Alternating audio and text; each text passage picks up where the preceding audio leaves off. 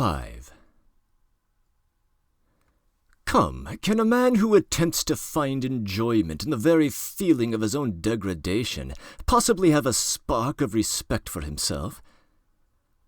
I am not saying this now from any mawkish kind of remorse. And indeed, I can never endure saying, "Forgive me, Papa, I won't do it again." Not because I am incapable of saying that. On the contrary, perhaps just because I have been too capable of it. And in what a way, too!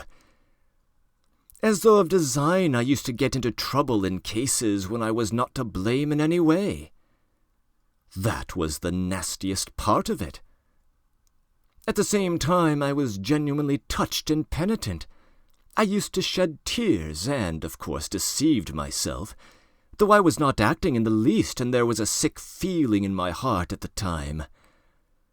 For that one could not blame even the laws of nature, though the laws of nature have continually all my life offended me more than anything. It is loathsome to remember it all, but it was loathsome even then. Of course, a minute or so later I would realize wrathfully that it was all a lie, a revolting lie, an affected lie. That is, all this penitence, this emotion, these vows of reform. You will ask, why did I worry myself with such antics? Answer, because it was very dull to sit with one's hands folded, and so one began cutting capers. That is really it. Observe yourselves more carefully, gentlemen, then you will understand that it is so. I invented adventures for myself and made up a life, so as at least to live in some way. How many times it has happened to me, well, for instance, to take offense simply on purpose, for nothing. And one knows oneself, of course, that one is offended at nothing, that one is putting it on, but yet one brings oneself at last to the point of being really offended. All my life I have had an impulse to play such pranks, so that in the end I could not control it in myself. Another time, twice in fact, I tried hard to be in love. I suffered too, gentlemen, I assure you. In the depth of my heart there was no faith in my suffering, only a faint stir of mockery, but yet I did suffer, and in the real orthodox way. I was jealous, beside myself. And it was all from boredom, gentlemen, all from boredom. Inertia overcame me. You know the direct, legitimate fruit of consciousness is inertia. That is, conscious sitting with the hands folded. I have referred to this already.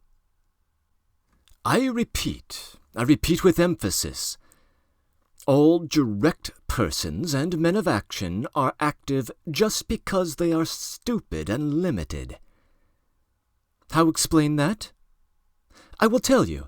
In consequence of their limitation, they take immediate and secondary causes for primary ones, and in that way persuade themselves more quickly and easily than other people do that they have found an infallible foundation for their activity. And their minds are at ease, and you know that is the chief thing. To begin to act, you must first have your mind completely at ease, and no trace of doubt left in it. Why, how am I, for example, to set my mind at rest? Where are the primary causes on which I am to build? Where are my foundations? Where am I to get them from? I exercise myself in reflection, and consequently with me every primary cause at once draws after itself another still more primary, and so on to infinity. That is just the essence of every sort of consciousness and reflection. It must be a case of the laws of nature again. What is the result of it in the end? Why, just the same. Remember I spoke just now of vengeance. I am sure you did not take it in. I said that a man revenges himself because he sees justice in it. Therefore he has found a primary cause, that is, justice. and so he is at rest on all sides, and consequently he carries out his revenge calmly and successfully, being persuaded that he is doing a just and honest thing. But I see no justice in it. I find no sort of virtue in it either, and consequently if I attempt to revenge myself, it is only out of spite. Spite, of course, might overcome everything, all my doubts, and so might serve quite successfully in place of a primary cause, precisely because it is not a cause. But what is to be done if I have not even spite?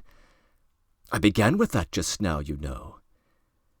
In consequence again of those accursed laws of consciousness, anger in me is subject to chemical disintegration.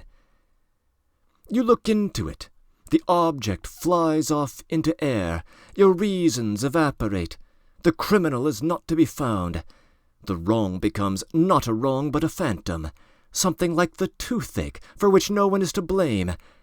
And consequently there is only the same outlet left again. That is, to beat the wall as hard as you can. So you give it up with a wave of the hand because you have not found a fundamental cause.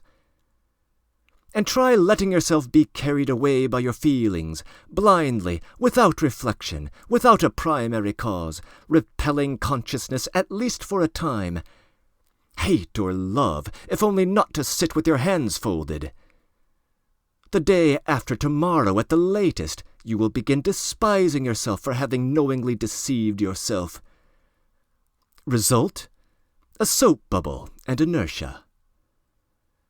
Oh, gentlemen, do you know, perhaps I consider myself an intelligent man only because all my life I have been able neither to begin nor to finish anything. Granted, I am a babbler, a harmless, vexatious babbler, like all of us. But what is to be done if the direct and sole vocation of every intelligent man is babble? That is, the intentional pouring of water through a sieve.